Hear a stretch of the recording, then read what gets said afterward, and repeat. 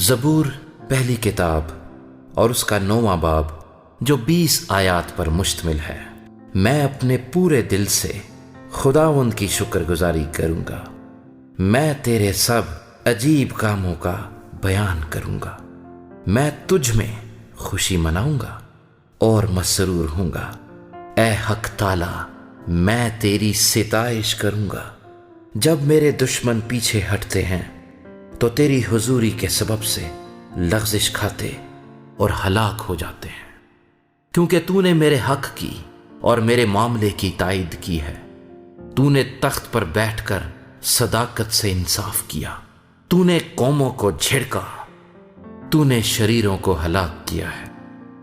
تو نے ان کا نام عبدالآباد کے لیے مٹا ڈالا ہے۔ دشمن تمام ہوئے، وہ ہمیشہ کے لیے برباد ہو گئے، اور جن شہروں کو تو نے ڈھا دیا ان کی یادگار تک مٹ گئی۔ لیکن خداوند ابد تک تخت نشین ہے۔ اس نے انصاف کے لیے اپنا تخت تیار کیا ہے، اور وہی صداقت سے جہان کی عدالت کرے گا۔ وہ راستی سے قوموں کا انصاف کرے گا۔ خداوند مظلوموں کے لیے اونچا برج ہوگا، مصیبت کے ایام میں اونچا برج۔ اور وہ جو تیرا نام جانتے ہیں تجھ پر توکل کریں گے، کیونکہ اے خداوند تو نے اپنے طالبوں کو ترک نہیں کیا ہے۔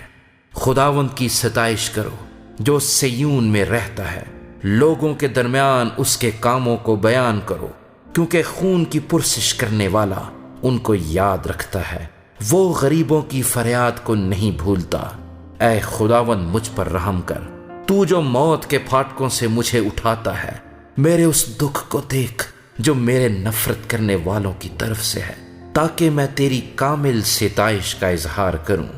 سیون کی بیٹی کے پھاٹکوں پر میں تیری نجات سے شادمان ہوں گا۔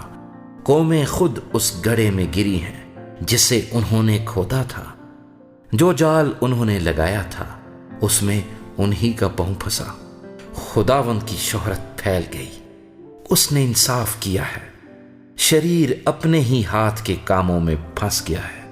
شریر پاتال میں جائیں گے، یعنی وہ سب قومیں جو خدا کو بھول جاتی ہیں، کیونکہ مسکین سدا بھولے بسرے نہ رہیں گے، نہ غریبوں کی امید ہمیشہ کے لیے ٹوٹے گی۔